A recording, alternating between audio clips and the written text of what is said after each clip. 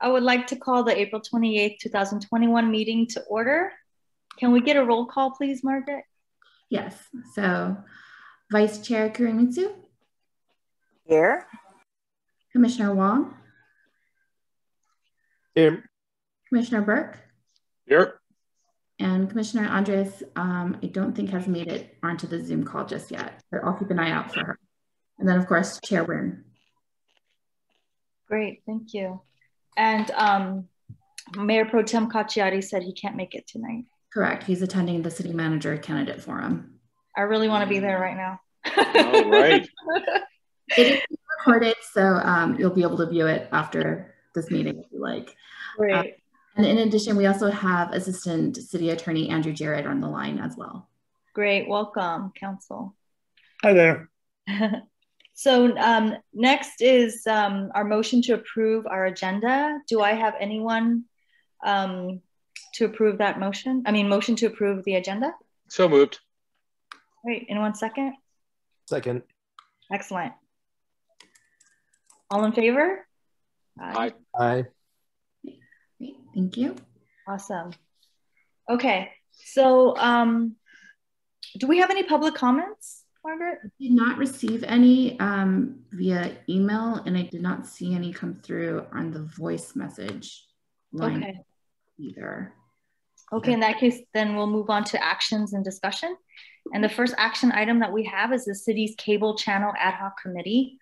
So it is recommended that the commission elect a member to join the Commissioner Burke on the cable channel ad hoc committee to help expand media programming on the city's cable channel.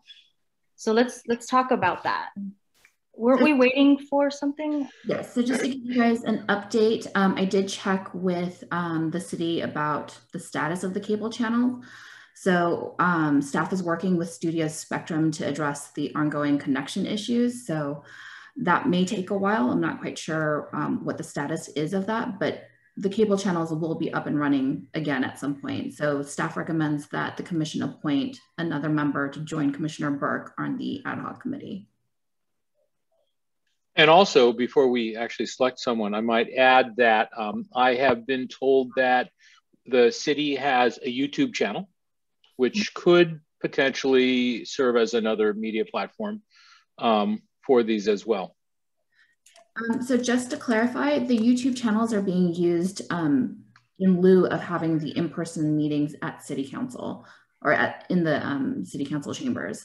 And so we created a YouTube channel to post all of the videos on there. All of the meeting videos? Correct. Would it be possible to host other videos as well? That's definitely an option that we can explore. I think the YouTube channel would be more effective than the Spectrum one. So I think we should transition to that instead of using the Spectrum. Well, you know, the thing about the Spectrum, though, that I might add is that every time you turn on Spectrum Channel 19 to the South Pasadena City Channel, you see a spinning time code meter. And can I just say that's embarrassing? All right, our city's better than this. We can do better than this. And I think there is a ton of interesting information that we could post there that could just run in a loop, or, you know, however it's slotted, however it's programmed, however it's organized. We can do better than a spinning time code. Other cities do. Mm-hmm.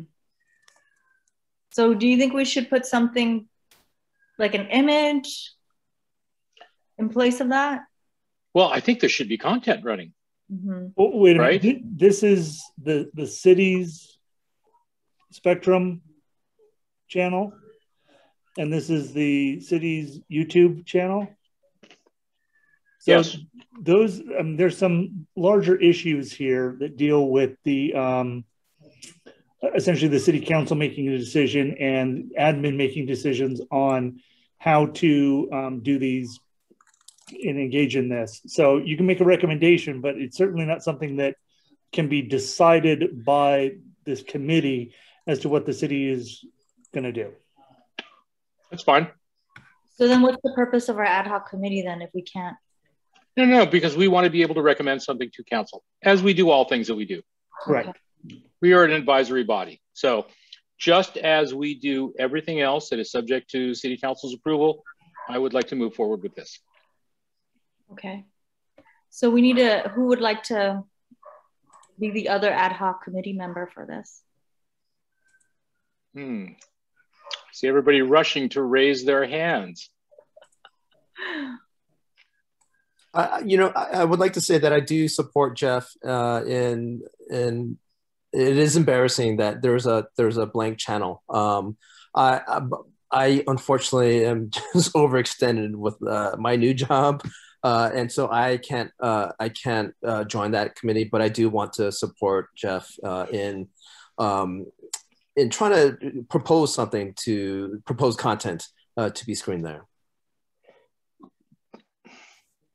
Well, if we don't have takers, then I'll join you, Commissioner. I mean, I could probably, yeah, I can step in and join the committee. Is that a wholehearted volunteer? Yes, it is. I will join the committee. Because I do think I second her. Yeah, I think it'll be you know, I think the YouTube channel and the Spectrum channel would complement each other, because I think that there's certainly a sector of probably a rather large section of the South Pasadena population that's not kind of cruising YouTube for content, and you know, like the older citizens are probably more likely to turn on their TV and have cable like my dad. So for what it's worth, Chris, yes. I should say that I was at a Chamber of Commerce board meeting just the other day, and Andrew Burke, the current president of the chamber, or is he the chair? I forget. Whatever he is, he has a real interest in working on this same project, on finding something that would be amenable to City Council to put up there on channel. And I'm willing to bet you that if we reached out to the school district, chances are they would be interested as well. And in fact, you know, that's part of what we would have to do as a subcommittee, would be to find out, does the school have any resources that could be put to use doing this? But it's all investigating. So there we are. So Margaret, do we take a vote on this? Yes, so if Commissioner Karimitsu is nominating herself, then if we can get a second, and then second. Okay, and then all in favor? Aye. Aye. Thank you, Commissioner Karimitsu. I'm giving a big hug right now. You're welcome. Happy to do it. You know, that reminds me, probably we can't discuss it because it's not agendized, but I am on that ad hoc committee to advise the Anti-Bias Club on the mural, and former Commissioner Sawyer is no longer here. So we do need to fill that position. Okay. I'm happy to do it on my own, but I'm like, it's not an ad hoc committee then, you know? I can add that to the agenda for the next meeting.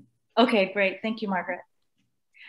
Okay, cool. So we can move on to the second action item then, which is the Incorporation of Public Arts and Development Project review. And it is recommended that the commission review and discuss the city's public art development fee ordinance. Did you all get a chance to look at the information on that Margaret sent us? I did look at that briefly, and I have to say that I like that the city is asking our opinion of the matter.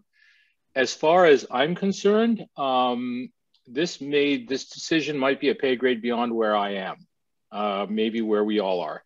I think this is a decision that is to be made by council, and you know, should we, you know, we are the tool that council would use to vet projects and all, but I'm not sure that I'm not sure that I have an opinion about whether or not the requirements for the municipal code should be changed. I'm not sure that that's something I want to venture into.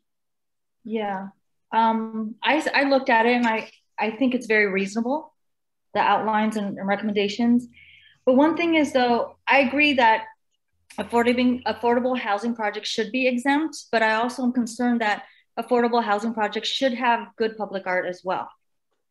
So how do we navigate that? You know, like, I I wouldn't want to see affordable housing not have good public art or have public art at all. So if I could clarify, there were two options in terms of how to address affordable housing projects. So one was to just not exempt them, because currently with the ordinance in place, any affordable housing projects are exempt from the public art program. So you could not exempt them and require them to provide public art, or you can do the portion of the project that is affordable to exempt only that portion. And then whatever is considered non-affordable, whether it be commercial or residential that's at fair market value or anything above affordable, you can require those components to be subject to the public art program. And to address Commissioner Burke's comments, you would not be making the formal decision on these changes, but it's just the recommendation that would go to council. Got it. How do you all feel about that? I would abstain from voting myself. Commissioner Wong? I would like that. I mean, not, you know, there's always a percentage that developers use to develop affordable housing, and there's always a commercial, a for-profit component of that. So I would support that mixed component of only requiring the non-affordable component to be under those guidelines. I agree too, actually. Yeah, that makes sense to me as well, because I think it would be a pretty big exemption if they were entirely, you know, kind of left out of this cultural consideration. So I agree. Yeah, so that would be the only piece for me that I would like to amend. So should we make a motion to vote on that piece? So there's really no formal action for this. This is really just more of a discussion item. So with that feedback, I can take that into consideration when I do the draft amendment to the ordinance. And then we'll also have a public outreach component to that. So we'll bring this back to the commission. But really, this is just kind of a starting point for the discussion to see what your feedback was in terms of, you know, do you want to consider increasing the in lieu from 1.5% to 2%? That might be too much. Are you more interested in having the fee, or are you more interested in having the public art be developed on site? So these are kind of the elements of that you wanted to feedback from the commission. yeah, that actually was one kind of aspect I thought maybe we should talk about, because that sort of impacts what we're, you know, how much activity we're going to have and what we're going to be doing in the future. Do we want to incentivize the developers kind of taking care of this on their own, or be more actively participating by kind of, you know, I don't know, incentivize building the pool rather than developers doing it on their own? That's what I'm gathering from this, right? Does anyone have thoughts? I don't want to increase the in lieu fee. That's how I'm feeling right now about it.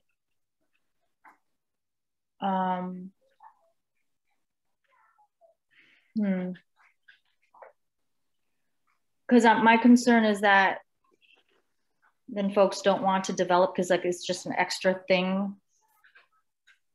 Again, my main thing in looking at this is that unaffordable housing projects get public art, because the rest looks fine to me.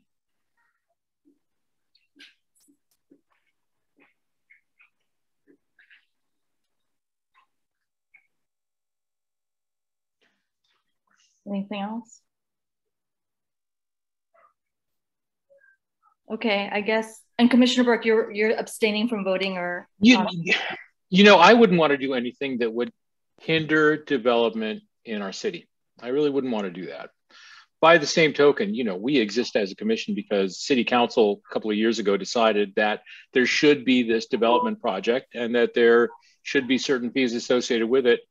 And as I say, I think that's more of a political decision than we should be making. So, you know, I don't want to see development stomped on in South Pasadena, but I am not the person to ask about this. Were I on City Council, I would have all kinds of opinions, but I'm not. Well, I think that's a good balance in not requiring a 2%, you know, that increase, right? But also requiring that, hey, you know, the non-exempt portion for affordable housing be required. So I think that would be a good balance. That's my 2 cents.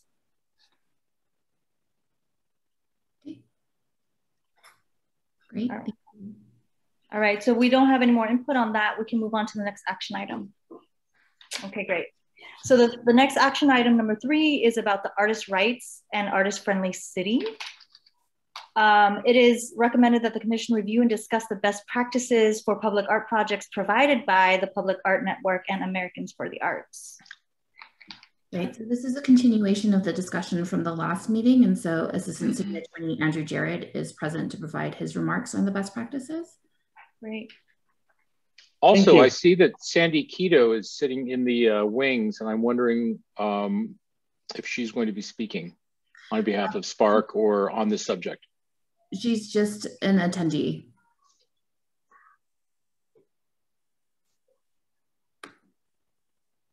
Council, did you have time to give us further input from our last conversation from last month? Yes, yes. So we did have additional time to look at these 2 documents and research them a little further. And in general, they don't present anything that is unlawful. These are policy decisions. There are a couple that stood out as having some significant potential impact or issues for the city, but again, as policy issues. The first one that stood out, when we took were there 29 issues that were called out under the Public Art Network document, and analyzed those and put them into the list in the staff report for easy reading here, and then made some comments as to a few of them off to the side. And should note that these are what they're calling best practices. And this is, of course, a very pro-artist group. It is definitely not the League of California Cities or a group that is out to protect the interests of cities first and foremost. But in looking at this document and other documents on their site, clearly there's a lot of thought that's gone into this, but again, on a very pro and promoting artists' rights and arts in general. It does not, in general, however, look at the interests of cities the way a city attorney would. Same goes for the second document, the Art Converge white paper. That was, of course, put together by an attorney that does intellectual property and represents artists. It should be noted that that law firm has since, I guess, merged into another law firm. That attorney, Sarah Odenkirk, now is with a different law firm. That doesn't change the legal analysis at all. And let me just say on that paper, we did not go into analyzing the law specifically as stated. Again, took that as a general review, and so we'll talk about that one in a moment. And looking at the Public Art Network's best practices and what they're putting forward, item 1, that's great. You really should identify what the scope is, what the budget is. That's just good drafting of contracts. To truthfully represent the role and the nature of the past work, again, I think that's very admirable. That's, however, on the artist to have a policy that the artist be truthful.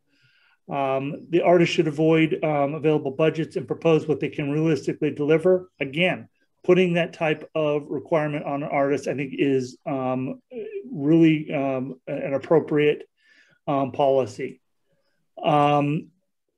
That the artists not appropriate or misappropriate other artists' work, or that there not be cherry picking among competitors. Those are good best practices, nothing at issue there. That typically, we go down this list, we can talk about each one. Where we get to the ones that stick out is around number 14, 15. 14, that becomes a drafting of the agreement for actually creating the art. And that's going to be, I think that's a good policy statement to have. It's going to be difficult to negotiate those. And not that there's anything wrong with what 14 says, but let's just acknowledge that when we get into contract drafting, there's going to be some tension and some back and forth that's going to have to happen in order to create that contract. Mm-hmm. 15, dealing with a redesign of the contracted work. We're saying this is a policy decision, but really it does come down to contractual interpretation. And what is a substantial redesign? The best practice that's being proposed here is that when a redesign is called for, that the artist be paid for that redesign. And this again becomes an issue of interpretation. What is substantial redesign? And is the artist, what is no fault of the artist mean? And by and large, if we enter into a contract with the artist for a design, and then we choose not to use that design, well, the artist will likely have already gotten paid or should have been paid. And so the redesign likely would be something that would be a new contract. I guess the interpretation and contractual issue that I see here is that if I write that, or someone like me writes that agreement so that they only get paid if we use the work, they might get paid a small amount for doing a mock-up or a charrette or something. But then if they actually do something larger, they get paid an additional amount. And if we actually use that, they get paid an even larger amount. We should probably be putting in there a redesign so that somewhere along the line, we can do a redesign without having to do a whole nother contract. Mm-hmm. So I think that's probably a good idea to have it. Mm-hmm. The lifespan of artwork, number 16, is again, it's a great point to have in there, that it be mutually agreed by all parties and agreed to in the written agreement. If you're going to have a contract for public art, I would strongly recommend to have that in there, because not all art is going to last forever. And we might not want all art to be there forever either. There might be a space that we commission that we're fine with it being used in this way for 5-10 years, maybe even longer. But we know that we will need that space for something else in the future. And so this art in that place becomes, it has a temporal component to it. That would be something good to have. When we say silence is the obligation of the parties during such span of life of the artwork, what we're saying there is we should probably also articulate and I think it's talked about later in here, I forget which one it is. During that period of time that it is there, what is the obligation of the artist? What is the obligation of, say, a sponsor, and what's the obligation of the city? And so that comes into play for instance, when a mural, and this, I'm talking about a specific piece of art, public art that I'm dealing with in another city, where there's a mural on a public building that is, in this case, it was conceptual in a couple of ways. It was a mural of a trolley car that went along this particular road in the city. And the paints used, it was actually more of a fresco because the paints were impregnated into the stucco. And the paint was actually created by pigments of the soil that was along the path of that very trolley car route. And so the artist did this, I think it was 18 years ago. And in creating these pigments, literally took the soil and sifted it in various ways and came up with all these different shades, and then used those shades of the soil, different pigments of reds and oranges and like a limestone color, and use those in order to paint with. Well, you could imagine that's very unique. It didn't hold up so well over 18 years, and it has faded since. And so in this instance, we were actually able to get a hold of the same artist, and they went ahead and they're in the process of touching it up. They did not, however, go through the same process of using the pigments. They used some different pigments, but have now recreated this mural. So those are the types of issues that we could face, where who's responsible for the touch up, and who gets to touch up. Because if we had just simply gone in and gotten some other artist to come and touch it up, well, now that's affecting their work. And is that then covering up the original work that was done with these sands and soil pigmentations? So some interesting issues that come out of that. And so that kind of bleeds into 17, the appropriate materials and expected life.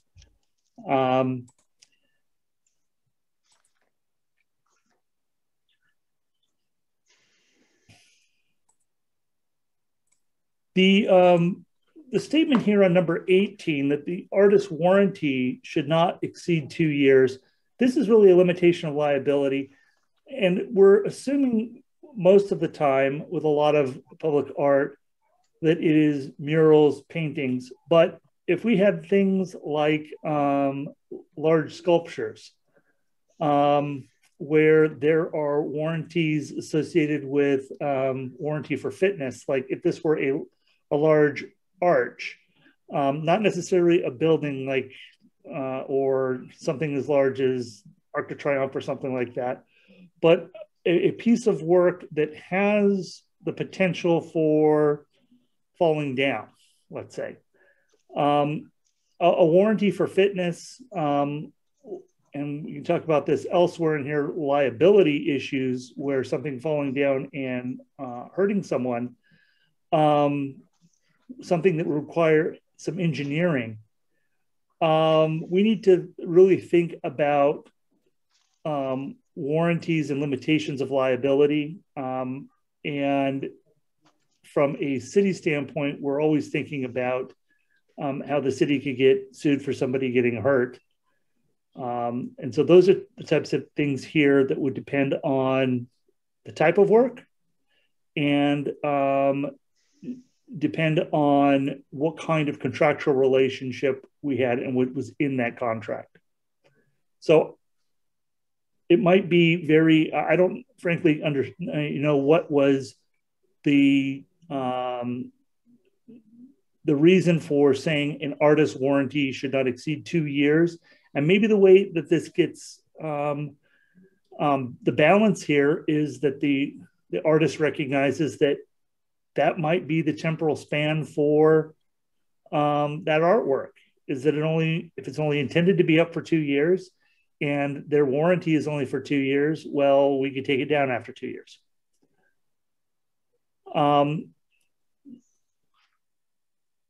So number 19, artists should only be required to pass along those warranties provided by the manufacturer. This would be involved when a component of an artist's work requires a subcontractor or some other entity. And indeed, you probably would only be able to, if there were a motor, let's say, involved in a piece of kinetic art, you might only be able to have the artist pass on the warranty that they received. It might, in some ways, only be fair to ask that as well. Again, the balance that could be struck here is that if that piece fails, that the city then has the ability to take down the art. So those are some issues there. The number 20 is talking about professional liability and errors and omissions insurance. So errors and omissions insurance indeed is only available to professionals, typically licensed professionals, engineers, architects, doctors, attorneys, things of that. And artists indeed are not these licensed professionals. But that doesn't mean that they can't get insurance. They can get commercial general liability insurance just like any other business can. And so this best practices kind of ignores that aspect and is suggesting that artists can't get insurance in some way. And, cities like to have the people who are doing work on our behalf carry insurance, get insurance for a project, and then give that insurance to the city as an additional insured. This might sound unfair to apply this to an artist who is making something, but from the city's perspective, or at least a risk manager's perspective, having a contractor carry insurance is just good practice for cities.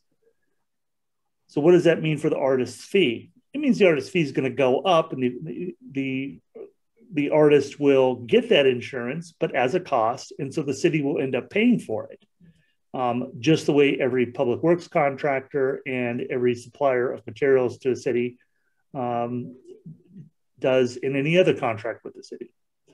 So our position on that really isn't focused on making this position because these people are artists. It's saying artists should be treated like any other contractor with the city.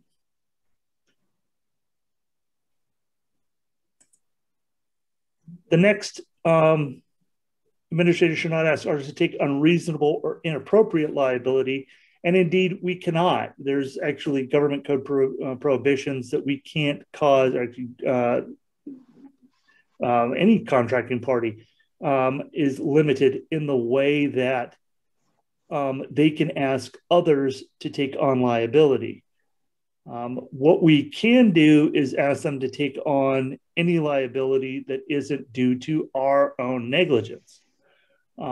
And so let's say someone erected a piece of sculpture and in a park, and that sculpture had a base, and at that base, it eventually rusted and fell down and hurt somebody.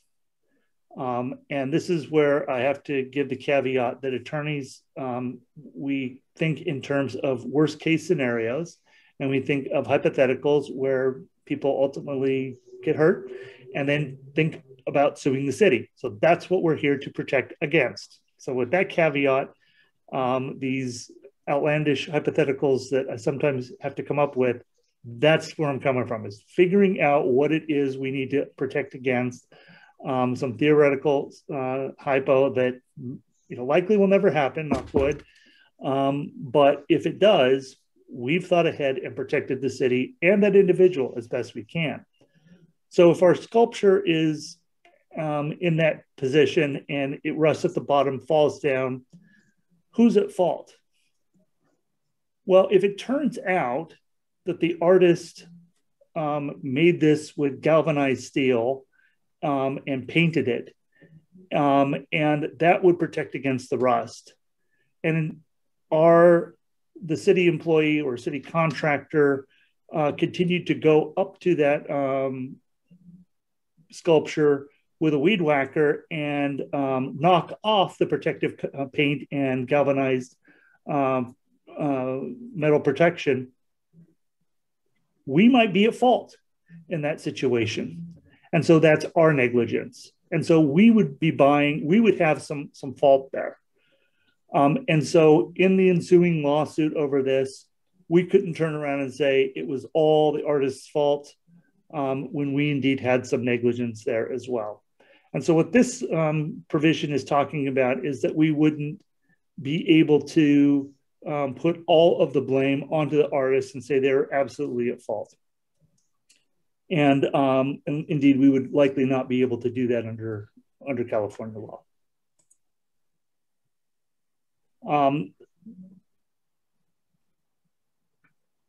22, can't argue with that. Artists should have agreements with subcontractors.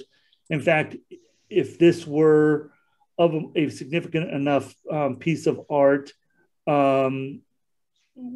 I believe that would be $25,000 or more as a public contract.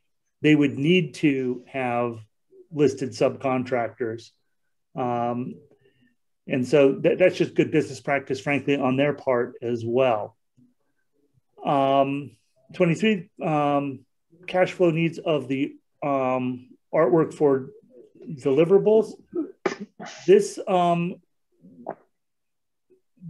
comes into play where if we were to say that, build this sculpture, and the artist said, well, wait a minute, I've got, cash flow demands here. I've got to actually buy the steel in order to create the sculpture, buy the paint, buy the concrete.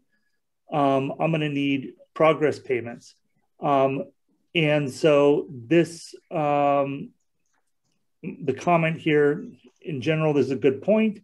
There will be, however, issues under contracting code requirements and limitations as to how much we can pay that party up front. Progress payments likely could be made, however. So that's just a detail that needs to be worked out. Not necessarily, again, not something that is bad policy, counter, or illegal. It's something that, devil's going to be in some details there. Now we get down to some of the more contentious parts about who owns the work. And this code is arguing that artists should retain the copyright. Again, this is a policy decision for the city council. The typical view of city attorneys is that is not necessarily something that cities should give up or should require waiver of. And there are good arguments on both sides. And the arguments for the city to have the copyright are typically to allow the city to have more control over that art. I think that there's a balance here that could be struck if the issue is one wanting to make money off of the art. I don't think that it would, any city is going to balance a budget on creating 2D or 3D images of a piece of art and then selling it. But I think that's where the mind of most people goes initially. And so I think it would be very easy for a city to make a policy decision that, no, that's not what we're into. And so allowing the retention of those limited copyrights by the artist could be done. The issue, though, about being able to remove the piece of artwork, and this comes into play when we talk about the statutes involved here with VARA and CAPA. If there were an artist who was very well liked and then, I don't know, became persona non grata for whatever reason, in these days, you never know what's going to happen with someone where you might not want to be associated with that person anymore. And so taking down their piece of artwork, a city might want to have that art removed without having to pay the artist under VARA or CAPA.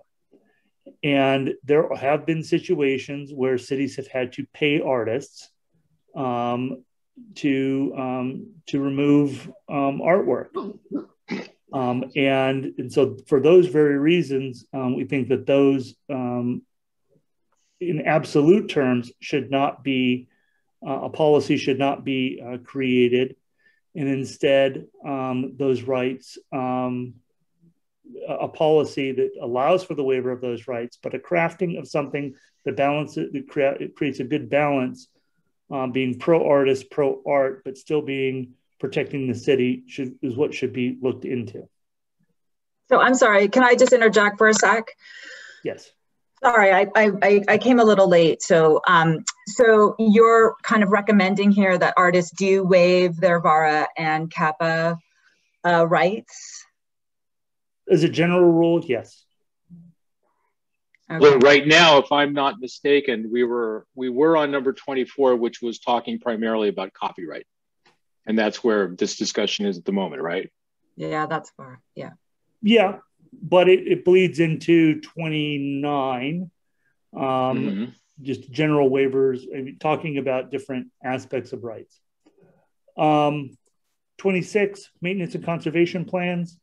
Again, it's not a bad idea to have a mutually agreed upon plan of who's going to be responsible for what, when, and identifying who's going to be responsible for those costs.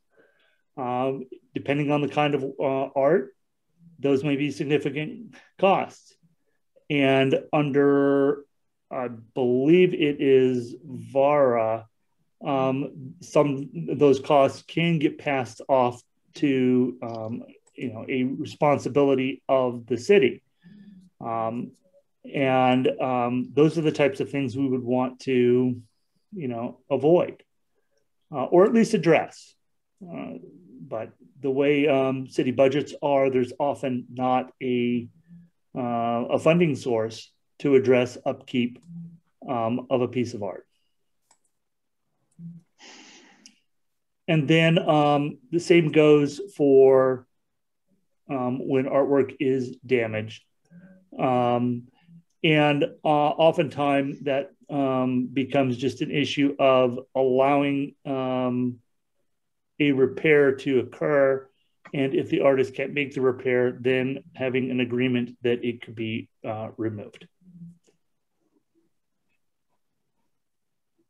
So with these issues in mind, we do think that it's appropriate to take it the next step.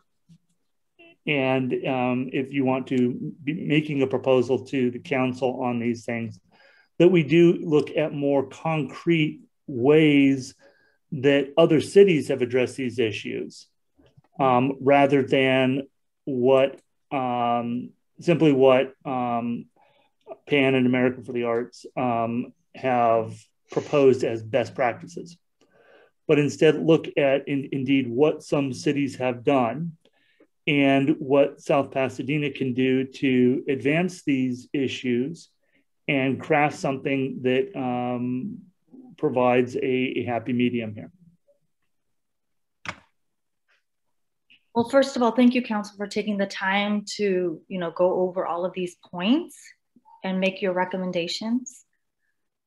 Do any of you have anything you want to open up the discussion, any response or feedback? Commissioner Burke? First of all, I want to say again, thank you for taking the time to go through, work through these issues, come up with some thoughtful notes. I really do appreciate that. Just to go back to the beginning, I think our goal here is simply to come up with a document that we can provide to City Council that they can approve as a declaration of principles upon which the city does business with artists.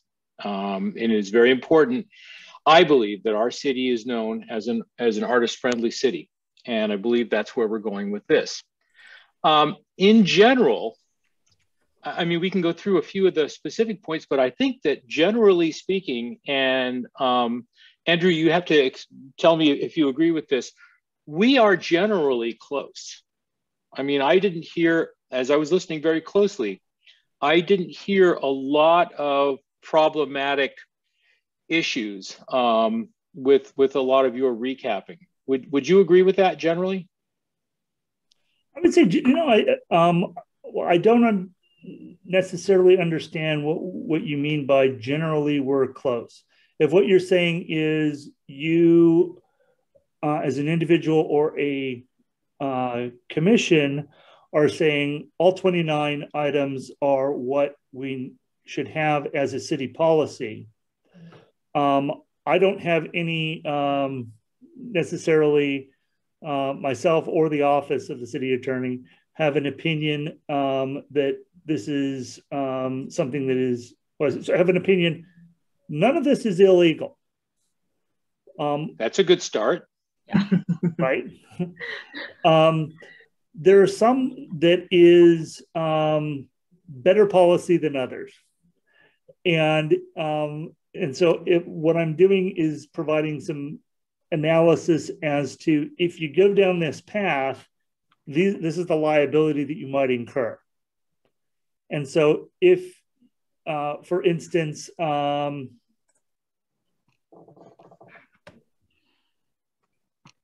mean, I think I was going to ask you specifically, if you had objections to any of these, which ones would they be?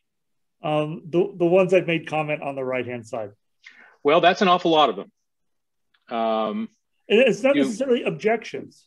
It's that's what I'm asking about. So if we were to just present these 29 points to City Council for approval, how would the city's, the attorney's office feel about that?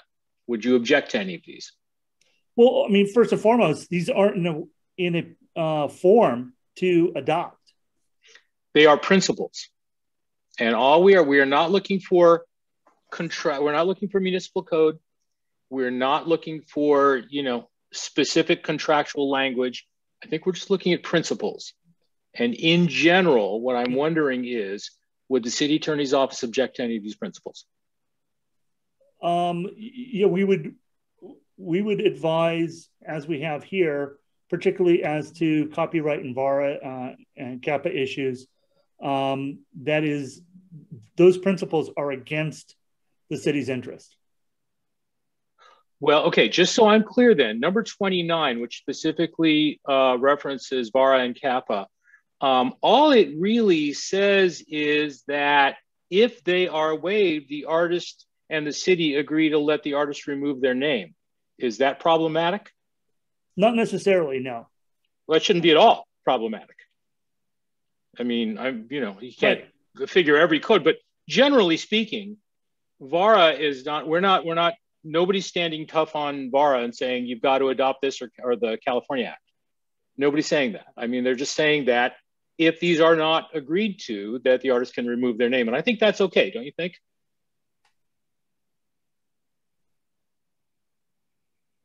It's not as much if it's removed, they can remove their name. It's actually further than that. If the artist believes the artwork no longer represents the work, yeah, they can have their name removed. Yeah, that's the end result either way. It's removing their name. So correct. Is there a problem? I don't see a problem with that at all. No. Great. It sounds like, I mean, we can address a few of the other things. I noticed that you mentioned a number 16. Number 16 was the realistic span of the artwork, and it said silent as to the obligations. But, you know, numbers 26 through 28 pretty much address that. I mean, there should be a maintenance plan, you know, so there should be a maintenance plan. And it has been my experience. Let me just say this. I have not done a ton of public work, but I have done work for cities of West Hollywood, Santa Monica, and Torrance. And I believe with all of those, you are required to have a city business license. You are required to have insurance, you know, commercial general insurance. And your subcontractors are held to all the same requirements that you as the artist are. I don't necessarily see that as being problematic myself. I don't know if any of the other commissioners have a. I agree. When I do public art commissions as well for LA, I need to have general liability insurance. Right. So I don't think that's an unreasonable ask of the artist. I do think what's unreasonable is asking the artist to insure the city. You know, have the city as a writer, right? Like the artist should just solely be responsible for themselves and their subcontractors. And I'm not sure it asks for that in here, does it? So we would. And the way we would is we wouldn't be saying insure the city for the city's bad acts and negligence. It would be insure the city when the city gets sued because of your work. Because of our negligence. Yeah. Because if the city gets sued because an artist puts up a piece of art that residents don't like, that's not something that anyone has any control over. So I think it would just be for negligence. Like essentially it's something like you were saying, should fall down and hurt someone. Is that what we're talking about? Yeah, that's what we're talking about. Right. And I get that. Also, it has been my experience that every city I've ever dealt with in all of the written documentation that they give you, when you're doing a public art project, they tell you that if something needs to be engineered, you have to have an engineer put a stamp on a plan. Right. And I don't have any problem with that at all. So if something is made badly, then it's really the responsibility of, you know, what was it not engineered? Was the engineer not paying attention? I mean, but generally speaking, engineering is something that is required of appropriate projects. And I don't see that being a problem. Again, do any of the commissioners feel differently about that, or? No, I agree. There are milestones where the city has to approve on structural engineering, you know, to ensure that the public art is safe. Right. So if I'm not mistaken, then it sounds like the one item that we are still hanging up on is copyright. Yeah, number 24. Number 24. Yeah, now that would be, you know, it would be not appropriate for me to say that that is the hill upon which we are going to die. But I will tell you that cities taking copyright from artists is generally within the art community nationally, actually internationally, I would say, that is viewed very badly. That is viewed very poorly. And that is where the entire white paper, which sounds like we had some issues with calling it a white paper, but that's where the white paper by Sarah Odenkirk comes into play, because her whole white paper was all about ways to mitigate liabilities while still allowing the artist to retain their copyright. And I believe that that can be worked through. There are lots, and you know, cities have liability issues. As an attorney, that's what you're paid to do. You're paid to make sure that the city is steering clear of liability. And I get that. There are lots of ways to do that, Ms. Odenkirk argues in her paper, that can be done without taking the copyright away from the artist. I would be willing to present that to council with a good argument and see what they think about that, because I agree with you. You're right. That is a policy decision that the city would have to make. But I believe that there are ways to work around that copyright issue. I would really recommend that the city never asks to take the copyright away from the artist. In fact, I have withdrawn from public competitions for work. In fact, one where I was accepted, and then they said the city is going to take the copyright. And I said, well, no, you can't do that. And they said, well, then you can't do the work. And I didn't do the work. I agree. You know, I think we would not, you know, we would have a lot of artists, great artists, not contribute to our, you know, arts and culture, you know? Yeah, I think most professional artists would not agree to that. Absolutely, absolutely. So I believe with that, you can hear that coming through very strongly from all of us. There are lots of ways we want to work with the city to limit the city's liability when it comes to a commissioned work of art. But I really think that we have to find a way around city snatching copyrights away from artists to do that. And I think we can. I think we can. Yeah, and like you said, Council, we can look at other cities as examples. Mm-hmm. So for example, Metro, artists retain their exclusive rights, but the artist cannot take that same artwork and resell it again, nor can Metro do that. But both parties can have the right to promote the art without, you know, financially benefiting, you know, but the artists still retain the rights.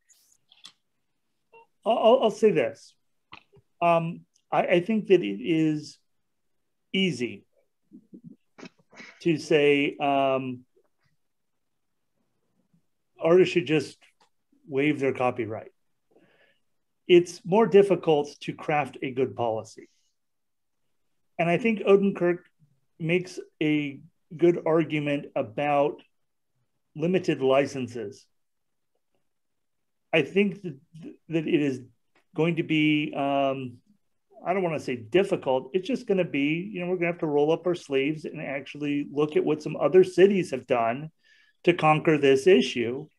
I'm not saying that we should, in all instances and in absolute, demand that artists waive their copyright.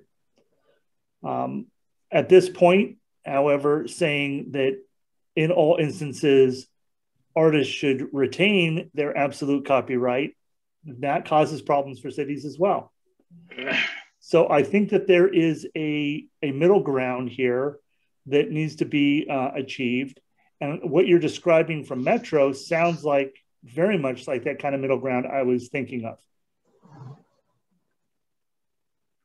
So long as the artist does not have to relinquish their ownership of the work, there are a million different ways of crafting licenses that allows cities to enjoy the benefits of the art and at the same time protect them from liability. I could get that, but taking the copyright away from the artist really would be a difficult ask. That would be a really hard ask. And I think we need to try to find, you know, I have a very good friend in New York, a lawyer. Her name is Nancy Wolf, and she's a pretty well-respected copyright attorney. And she was the counsel for a trade association that I used to be part of. And she just called it lazy lawyering. She said there is always a way to work around copyright issues without having to take the copyright. And if you don't do that, it's lazy lawyering. And I think you agree with that, don't you, really? You as much as said that. Oh, I do. Yeah. I don't necessarily like to say that I'm a lazy lawyer, but I'm being practical as to the amount of money that the city's willing to devote to this, and therefore the amount of time that I'm willing or able to give towards this. And so that's one of the reasons why we did not go line by line through this and fact check and do all the case law checking of Odenkirk's paper that's now a couple years out of date. So I mean, someone would call it lazy lawyering. There's some efficiency here. We can call it, you know, value engineering, whatever we want to say about it. But yeah, I will, you know, freely admit there is a limitation of what legal resources are available to devote to something like this. But I think there is a way to craft something that addresses the concerns that you have and the concerns that the council wants to adopt to protect and create a program that gets you to where you want to be.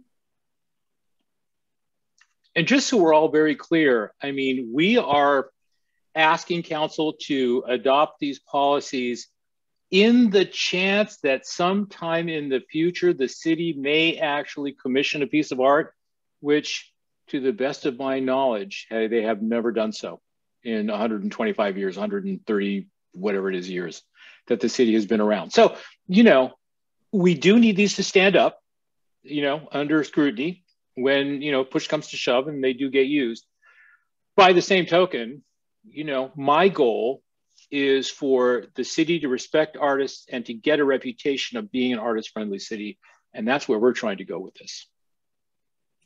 Well, I think that you're being very proactive and prudent here. And there will come a time when that art ordinance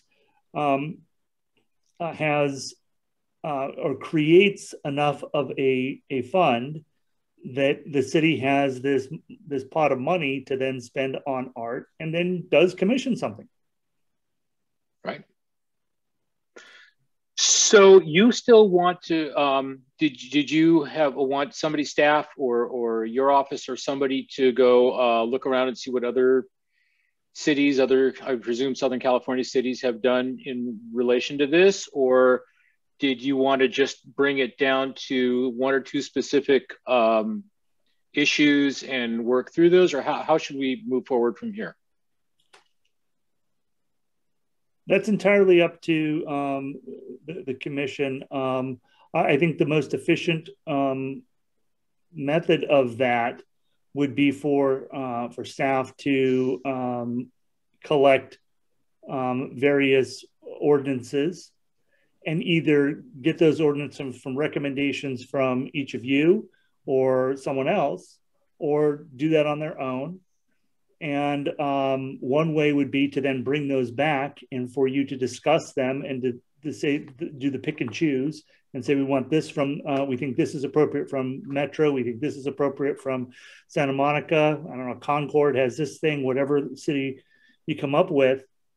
And then for us to think about those issues more. Right. I'm sorry, go ahead, Margaret. Go ahead, Margaret. I think it was very helpful that Chair Nguyen provided the example from Metro. You know, as the staff liaison, I don't necessarily have experience doing public art myself. So from whatever experience that you guys have as artists or from the groups that you guys know, to provide us with that feedback of, okay, this city has a good ordinance, they have a good policy on X, Y, and Z. That would be really helpful information. And if you can direct me based on your experience, that would be greatly appreciated. And I think that's very valuable insight that you guys can provide. Margaret, I will email you some folks that I know from LA County and LA City and Metro. But I also feel that on the same hand, we as a smaller city should not compare to LA County. Maybe we need to look at sister cities like Culver City, Santa Monica, maybe look at cities that are, you know, in proximity to who we are. Santa Monica and West Hollywood both have very thoughtful and progressive policies, I believe, on public art. That's great. And Commissioner Burke, since you already did public work for West Hollywood, if you have a connect that we can connect with, Mark, would be great. Absolutely. In fact, God, I was about to call him my friend, but I can't remember his last name. A fellow named Andrew, recently retired, was an arts administrator in West Hollywood for about 25 years, I think.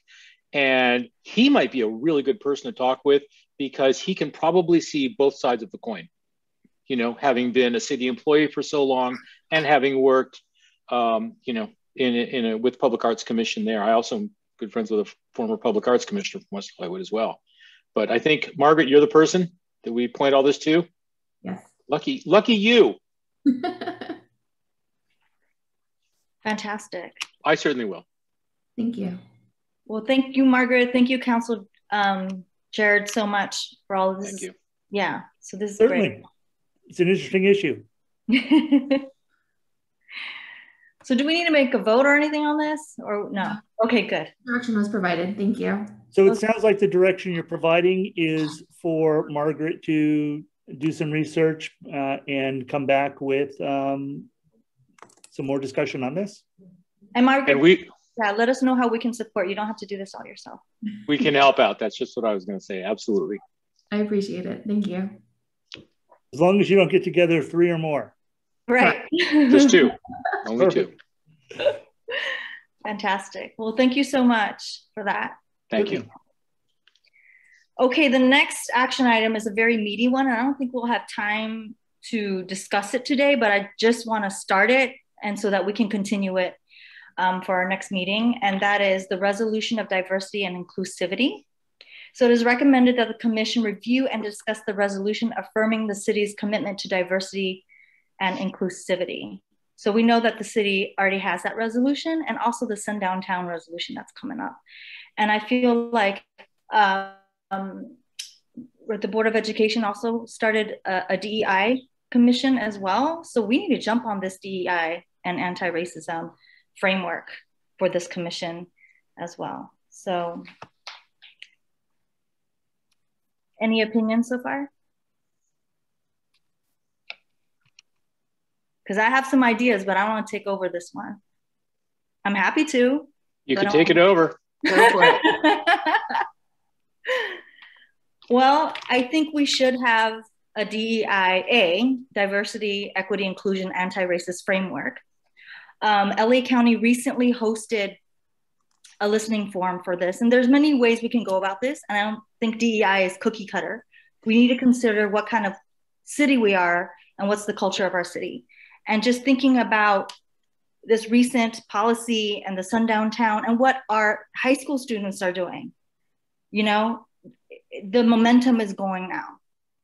And so for me, I think a strategy would be, as a commission, we should host a community forum to listen to our community in terms of what kind of artworks they want to see that is inclusive and that addresses diversity, equity, inclusion, and anti-racism.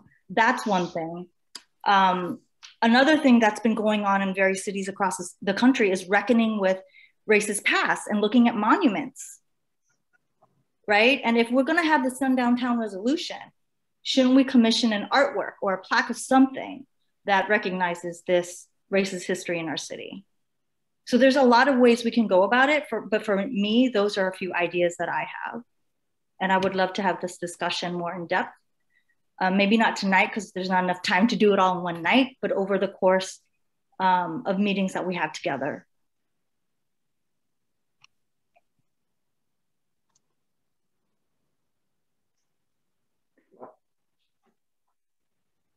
Any feedback?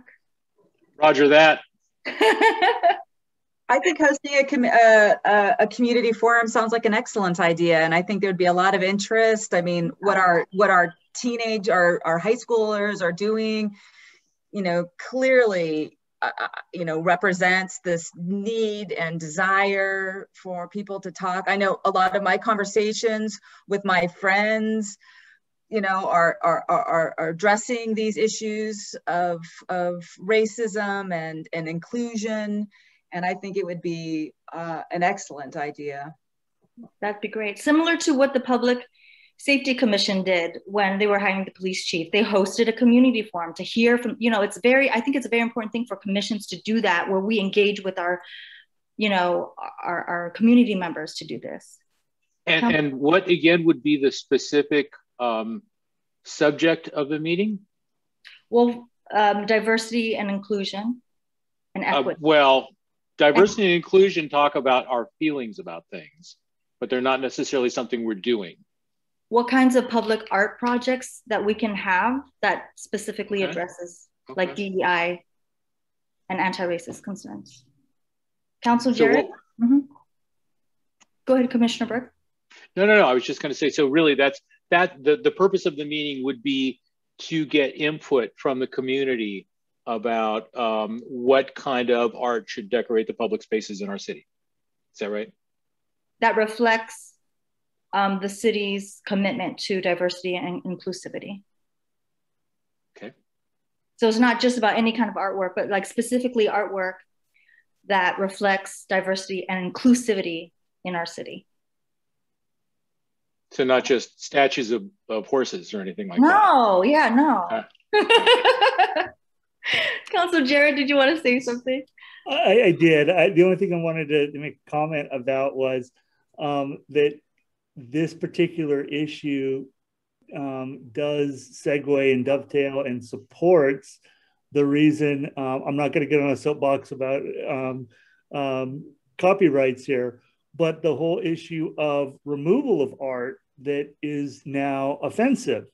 And not that there are any Confederate monuments or anything like that that I know of in the city, but using that as a general issue. Obviously not a very inclusive thing. Obviously that type of art might be against the council's policy, but the case that I cited in the memo and the prior item is about a pioneer monument in the city of San Francisco, and it talks about some of the issues associated with that. And so this really ties into the issue about artists' rights, that an artist who might be just fine in today's world 10, 15, 20 years from now, or something that they do next Tuesday, might be so offensive to cause them to not be inclusive. So this issue that you're talking about here in item 4 is in some ways tied to the issue in item 3. Thank you. And that's important because times do change, demographics of our community do change. And as a public art commission, we need to make sure that our residents see themselves in the artwork that are in our city. You know, so like, yeah, pioneer stuff, I'm sorry, I don't connect with that. You know what I mean? But removal, I mean, for me, yeah. But if we're having discussions and consensus, we can have plaques or we can have interventions. You know, I've seen pieces where contemporary artists project a current artwork on a monument to recontextualize it and critique it. So there's many ways. And for us as a public art commission, it's not just making objects. We got to think about performance and music and theater and all those other things too. But again, I'm personally very passionate about this, and I feel like it's something that I want us to participate in as a commission altogether, not as an ad hoc committee, all of us together in this. Yes, ma'am.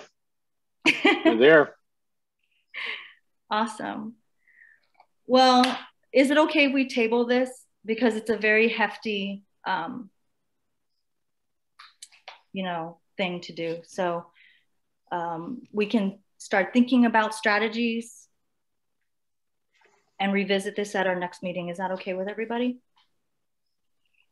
Cool.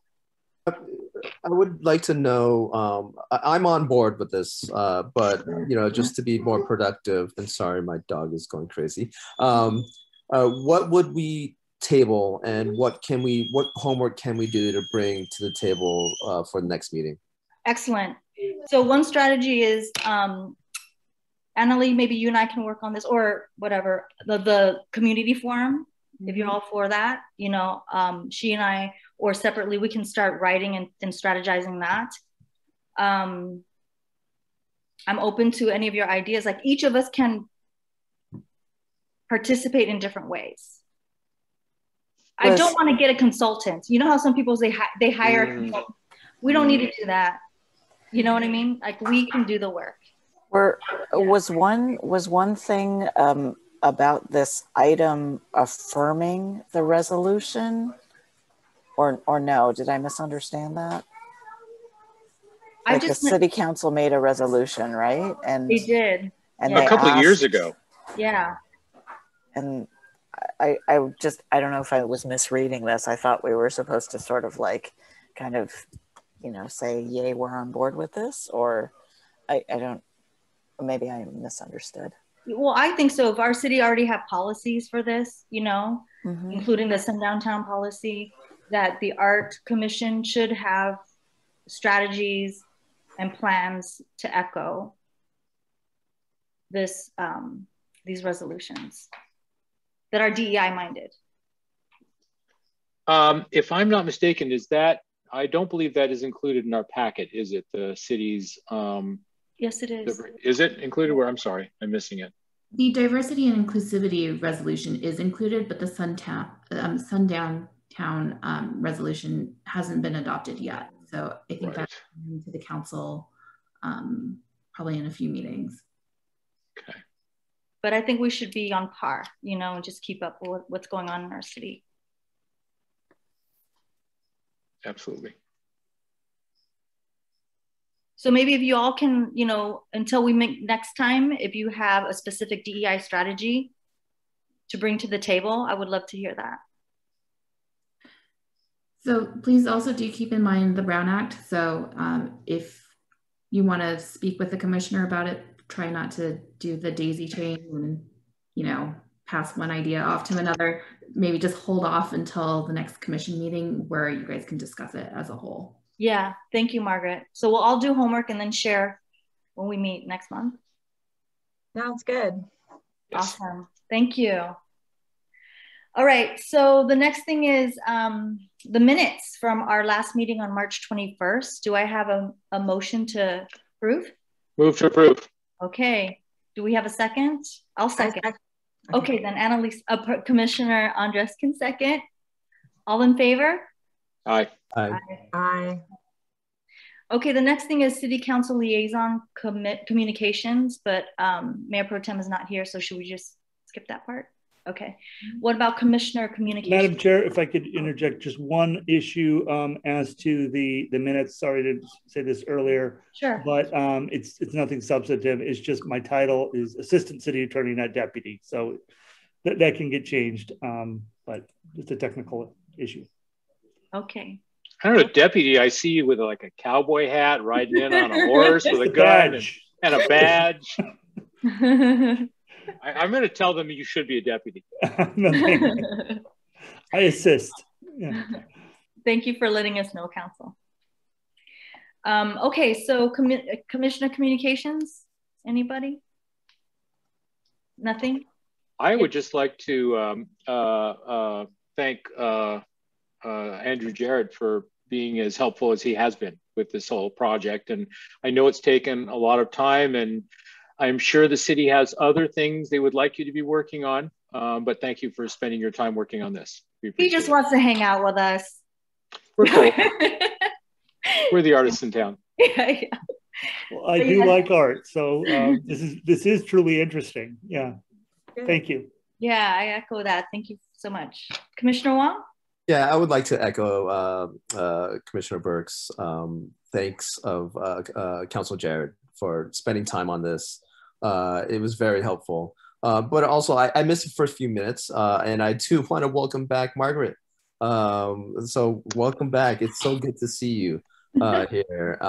And so I want to do that. But I do have one question. And since I missed the first few minutes, I thought that Anti-Bias Club was going to present during this meeting their final mural to be approved by us to then move to City Council. Whatever happened to that, or did I miss some emails, or can someone provide some insight? Actually, that's a very good point. As I recall, at our last meeting, we were about to recommend it to City Council, but that had not been agendized, and so we were supposed to do it this meeting. Right, so I was going to address that during the staff liaison communications, but I can address that now if you like. So yes, that was the original plan, but the Anti-Bias Club then also met with the gas station next door where the mural would be adjacent to. And so we have some issues that we need to resolve before they can finalize their design. And once that happens, then they'll finalize their application, which will then be presented to the commission for recommendation to the council. There are some issues, you say, mysteriously. I'll take that, Margaret. Gas station? What kind of issues?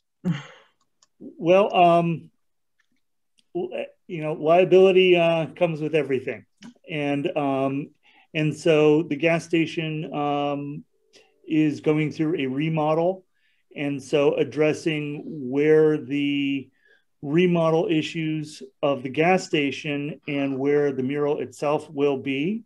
That needs to be taken into account.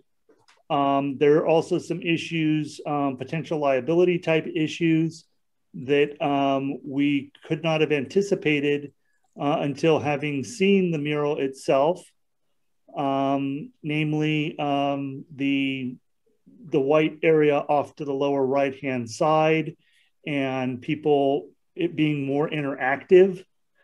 And so the selfie spot. Exactly. People coming onto the property and where people would stand for the selfie, where people would come back and take the photo, those types of things we need to think through. And nothing's insurmountable here, but it likely will cause there to be a dialogue, and that might cause a change in the design. We have been talking internally about these issues, and Margaret has reached out to all parties concerned. And so then this will be coming back in future meeting. Again, I don't think this is going to be anything that is insurmountable. It's just design refinement more than anything. But their designs and plans have not been approved yet. Right, and it's probably better that the design, that the issues that we foresee about the proposed, that the artist understands them, that the ABC understands them, and then the artist understands them, so that they can refine before it comes to you. You approve it, then it goes to council, and we have to talk about these things at the council level, and then it's a whole big issue. So they could very well say, nope, that's the design we want. And say, fine, well, we still have to address these things. But luckily, it seems that they are supportive of the mural and working with the students, and they met with the students. And Margaret, thank you so much. Like, she's gone above and beyond, coordinating and getting people together, and just overtime. So really, Margaret, thank you for that. Yeah, yes, Commissioner. I received an email that I just forwarded to Margaret. Actually, I'm not sure. I assumed other commissioners received it too, but perhaps not, from the club, the Anti-Bias Club, showing the website that we talked about last month. Yes. That I gave them such grief. Did everybody get that? Yes, but we couldn't get it as a group, remember? Right. Okay, good. I have to say, I went through every single page of that. I am not an attorney. Okay, let me just say that right now. But to my eye, it didn't seem to be anything that would cause embarrassment or shame to the city. And I have to give it to them. They put together a website fairly quickly, and it seems to have all the information, and I liked it. Same. I'm very impressed. They did their research, positive message. And my gosh, we told them website, and in a month, they built a website. You know what I mean? High school students. Kids, they can do that when you push them. Yeah. So except for my son, but other than that, Well, as a PCC professor, I had a few insights for them, having just built my own online class. So I sent them some notes, really just suggestions, and offered my expertise if they, wanted me to, advise them. And and they were very pleasant and open and really happy for suggestions. So thank you. And remember, there's one ad hoc committee member open position, open, and we will talk about that next month. So just putting it out there. Okay. Because they need our support. They do, Yeah. Awesome. Margaret, do you have any other staff liaison communications? So before we adjourn, I know that we noted in the agenda that the next regularly scheduled meeting would be May 26th. However, there is a special planning commission meeting that night in which I will have to participate because it is regarding the general plan, the housing element, the downtown specific plan. So I do apologize for that. So I wanted to see if the commission was open to meeting on a different date or a different time. I also wanted to put that on your radar in case we are able to finalize the issues relating to the BLM mural, that maybe we can schedule a special meeting so that we can get this before you as soon as possible. So I just wanted to put that on your radar. I will send out a separate email to see when you're available to see if we can find an appropriate date and time. Sounds good, Margaret. Thank you for that. Does anybody else have any comments or anything to say before we adjourn? I do.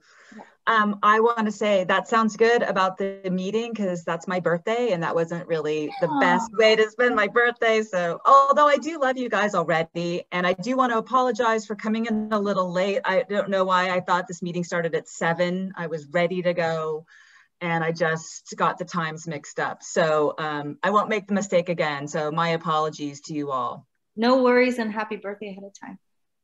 Thank you. Well, thank you all for coming, and I will adjourn the meeting. Thank you. Hear, hear. Thank you all. Bye. Have a good night.